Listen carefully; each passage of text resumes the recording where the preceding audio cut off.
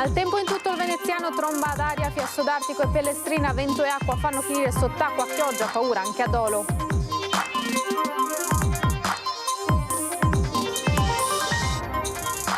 Bomba d'acqua a Jesolo con il Lido allagato, alcuni negozi e garage, tra il fuggi dei turisti, traffico in tilt, ma il sindaco De Zotti rassicura nessuno danno grave. Virale in rete il video della violenta aggressione avvenuta nella notte tra mercoledì e giovedì in un bar di Caorle nei pressi della spiaggia di Ponente, indagano i carabinieri.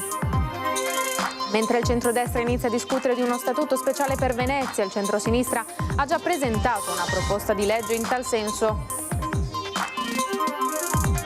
Weekend da bollino rosso su strade e autostrade, traffico rallentato in A4 e A27, potenziati i controlli, attesi picchi anche nelle ore serali dalle città verso le località di villeggiatura. A Venezia contributo d'accesso a 100 euro, proposta che aveva già fatto discutere a luglio, rilanciata da AVAB, l'associazione dei gestori di affitti turistici. Annalisa e Marco Mengoni avvistati sotto le stelle nella notte appena trascorsa in piazza San Marco a Venezia per girare un videoclip e già si parla di un duetto in arrivo.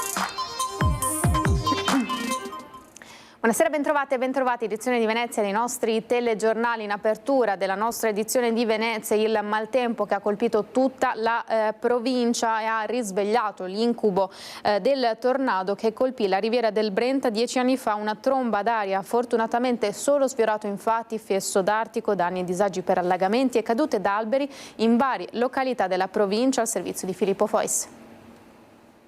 È il primo pomeriggio quando nel cielo si materializza lo spettro dell'incubo che l'8 luglio 2015 sconvolse la riviera del Brenta, provocando un morto, 92 feriti e 100 milioni di danni tra Dolo, Mira e Cazzago.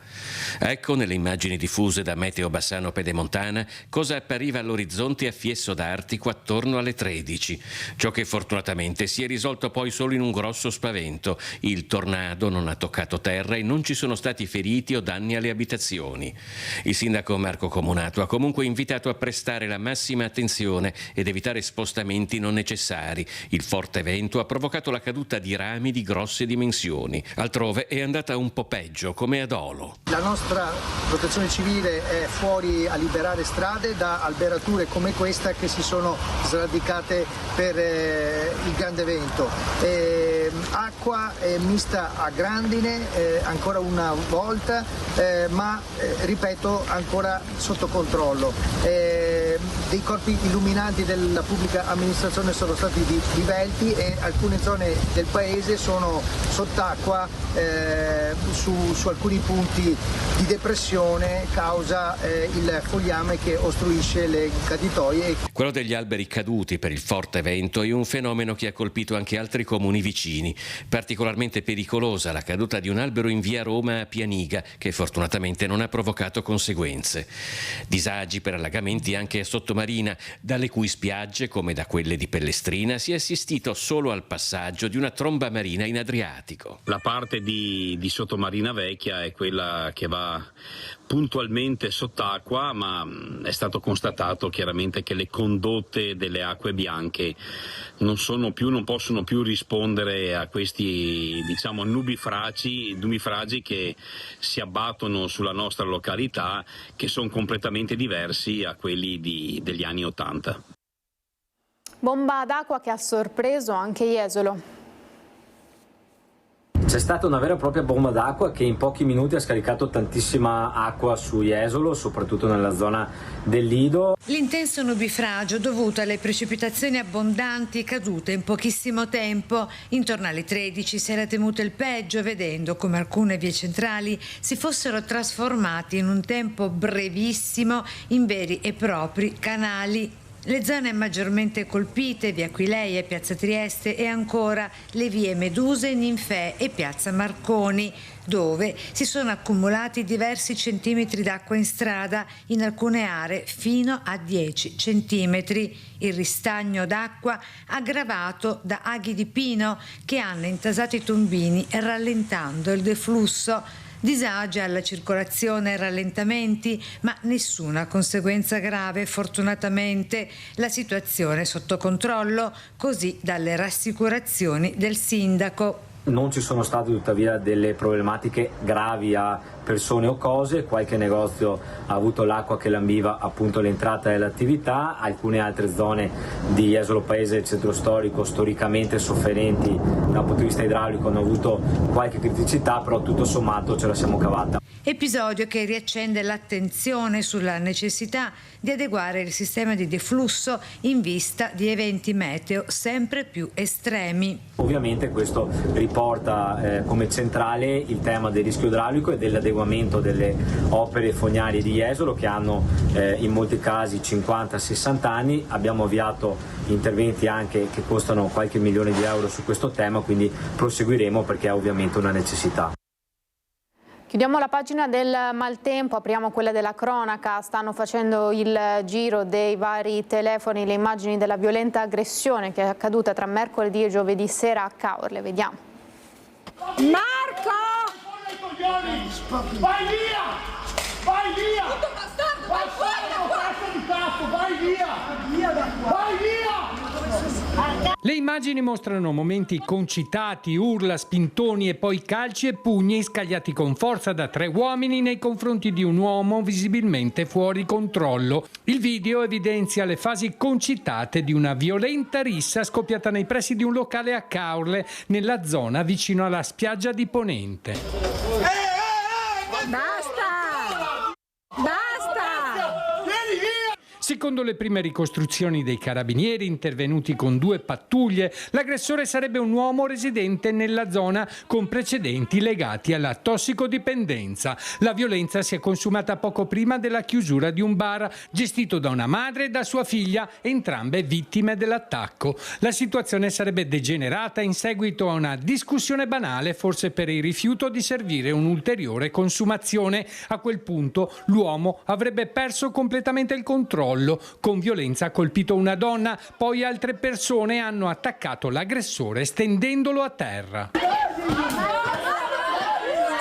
forte! Testa di cazzo! Sul posto sono arrivati in breve tempo, oltre ai carabinieri, anche una pattuglia della polizia locale e l'ambulanza del SUEM 118. L'uomo è stato condotto in caserma e trattenuto per accertamenti, mentre le 2 vittime hanno ricevuto le prime cure. Le persone aggredite si sono recate presso la stazione dei carabinieri per formalizzare la denuncia. Intanto la magistratura di Pordenone è stata informata dei fatti e non si esclude l'adozione di misure restrittive nei confronti di più elementi coinvolti nell'aggressione. Il video nel frattempo ha iniziato a circolare nelle chat locali, suscitando sconcerto e indignazione.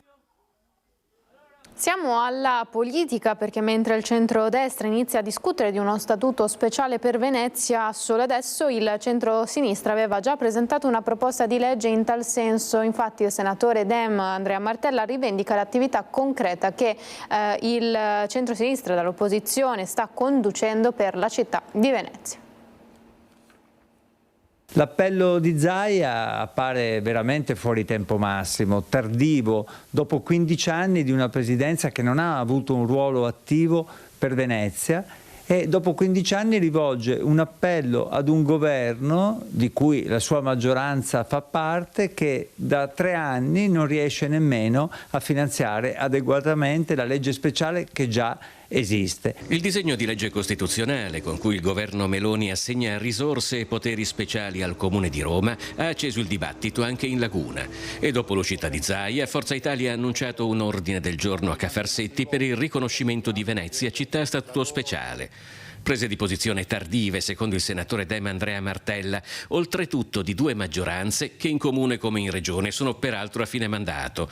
Mentre il centrodestra si limita a lanciare appelli, sottolinea Martella, il centrosinistra una proposta di legge in tal senso l'ha già presentata. Noi pensiamo da tempo che Venezia debba avere poteri straordinari, anche riformando l'attuale Costituzione, per farne una città a statuto speciale, ma non solo lo diciamo, ci stiamo lavorando a livello parlamentare e anche a livello locale. La coalizione di centro-sinistra, di forze politiche e civiche si è mossa in questa direzione presentando una proposta di legge. Elemento centrale della proposta per cui la coalizione veneziana di forze politiche e civiche alternativa alla destra lavora in Parlamento punta ad ottenere poteri straordinari per affrontare e risolvere gli storici problemi di Venezia. Si lavori, e noi lo faremo seriamente, perché Venezia possa avere il finanziamento costante dell'attuale legge speciale e un nuovo statuto previsto dalla Costituzione che ne dia dei poteri, che dia a Venezia dei poteri straordinari, come in questi giorni inizierà un iter parlamentare per darli a Roma, città capitale. Contributo d'accesso a 100 euro, la proposta che aveva già fatto discutere a luglio è rilanciata da ABAV, l'associazione dei gestori di affitti turistici a Venezia. Le locazioni brevi hanno subito un calo tra il 20 e il 30%, dice la presidente Giacomin, anche a causa di una narrazione sbagliata della città. Non solo gli alberghi veneziani hanno perso clienti. Tra le affittanze turistiche si registra un calo del 20% in laguna e del 30% in terraferma, e questo nonostante dal 2023 ce ne siano 1000 in meno. Dal 2025 inoltre ne sono state aperte alcune che al momento rimangono senza ospiti, aperte solo per paura dell'arrivo di una legislazione penalizzante.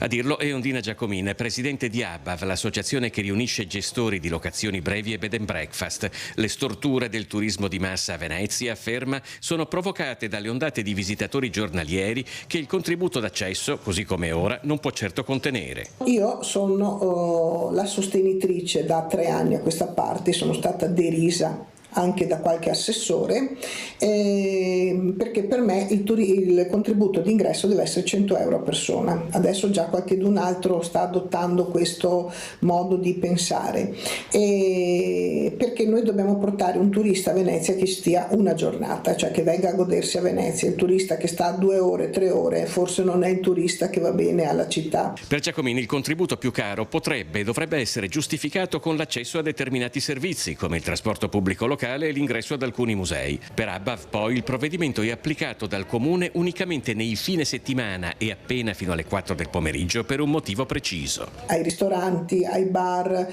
alle bancarelle, a quei negozi che vendono della bigiotteria da 2 o 3 euro, il turismo di massa è il turismo che gli fa più comodo.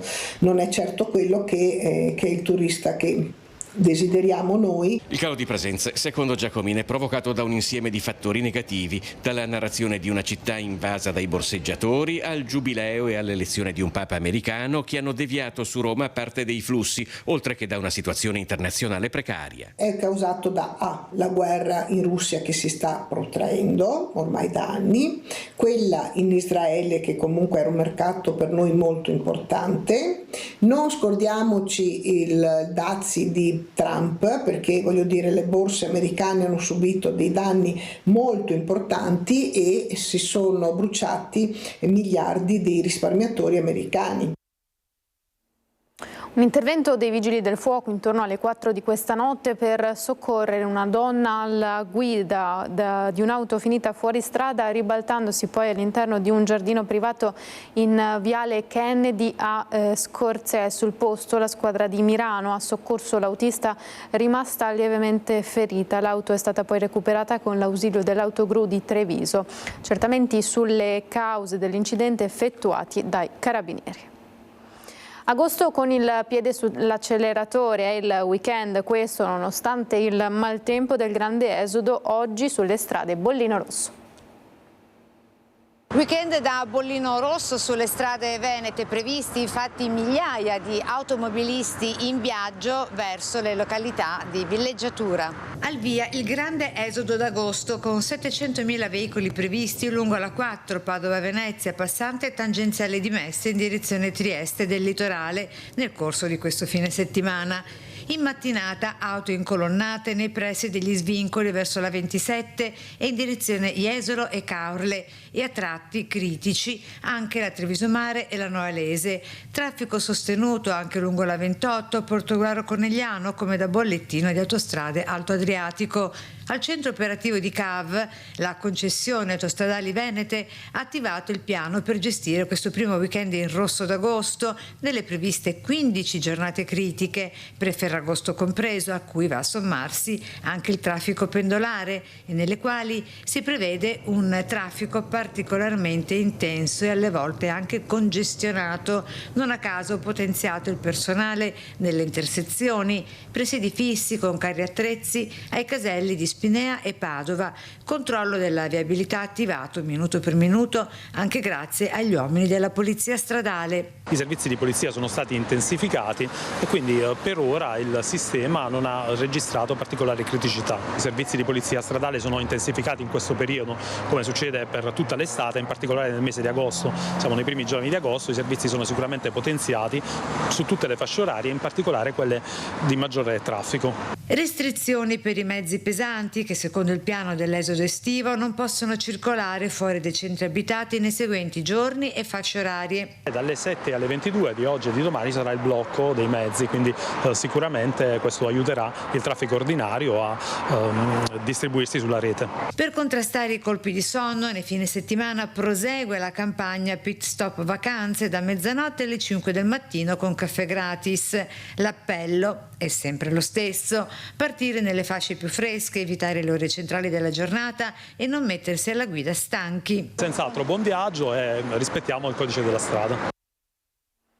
Torniamo in Laguna. I residenti di Rio Novo a Venezia parlano sul traffico acqueo e parlano soprattutto di un rumore insostenibile. Si torna a parlare poi di moto ondoso, dicono il Barcavelox non basta. Chiarimenti in merito alla tolleranza, perché se su un limite di 5 km orari di canali interni come Rio Nuovo vengono applicati 2 km di tolleranza che corrisponde al 40%, vuol dire che fino a 7 km le sanzioni non ci saranno. E l'ulteriore chiarimento che dovremmo chiedere è capire l'ultima notizia che è apparsa sulla stampa addirittura dell'arrotontamento al chilometro. Quindi non vorremmo che 5 più 2 di tolleranza più 1 di arrotontamento fino a 7,99 km orari non scattasse alcuna sanzione. Numeri e calcoli alla mano, così lo storico attivista veneziano, il professor Fabio Mozzato, sulla reale efficacia del Barcavelox a Venezia. Abita lungo Rio Novo a Santa Croce, una delle autostrade d'acqua più trafficate della città. Tra i residenti da tempo in prima linea contro l'inquinamento acustico e ambientale interviene con fermezza sulla questione dei limiti di velocità nei canali. Il Barcavelox è un primo passo, ma ci vuole meno tolleranza. Serve realmente stringere sulle infrazioni, incalza. Quantomeno per abbattere i rumori per i quali il sottoscritto assieme ad altri residenti si stanno battendo dal 2017, facendo misurare dall'ARP il rumore di Rio Nuovo, che risultavano fuori norma sia di giorno che di notte, e un secondo monitoraggio fatto nel 2019 che conferma appunto che i rumori sono rimasti. La sua voce si unisce infatti a quella dei residenti stanchi del continuo via vai di motoscafi, taxi e barche private. Chiede in qualità di portavoce maggiore rigore, meno tolleranza contro chi viola le regole in laguna. Rio Novo non può essere lasciato in balia di chi lo tratta come una pista, con i residenti da tutelare anche l'equilibrio ambientale di Venezia, conclude. Vorremmo anche capire adesso cosa succederà con i nuovi valori approvati dall'Organizzazione Mondiale della Sanità, che ha dimezzato i limiti per la tutela della salute umana per diossido di azoto. Marco Mengoni analisa avvistati nella notte a Venezia insieme in una piazza San Marco vuota e silenziosa. L'incontro tra i due artisti, secondo quanto riportato su diversi canali social dai fan in delirio oltre che da DN Cronos, potrebbe essere legato a un duetto legato a un progetto discografico destinato ad entrare nel nuovo album di Annalisa in uscita in autunno, con un video girato proprio nelle scorse ore nella piazza scelta per il suo valore simbolico e visivo. In chiusura del telegiornale vi ricordo domani su Antena 3 a partire dalle 15:30 l'appuntamento in diretta con il Palio di Feltre, una rievocazione storica, si torna nel 400 con le gare del tempo in una Feltre allestita proprio per ricordare quel tempo con le gare e poi ovviamente il decreto del vincitore del Palio. Domani la grande sfida dunque alle 15:30 a partire dalle 15:30 su Antena 3. Si chiude così l'edizione veneziana dei nostri telegiornali, tra poco quella di Treviso, le previsioni del tempo subito dopo la sigla. Grazie per averci seguito a tutti, una buona serata, arrivederci.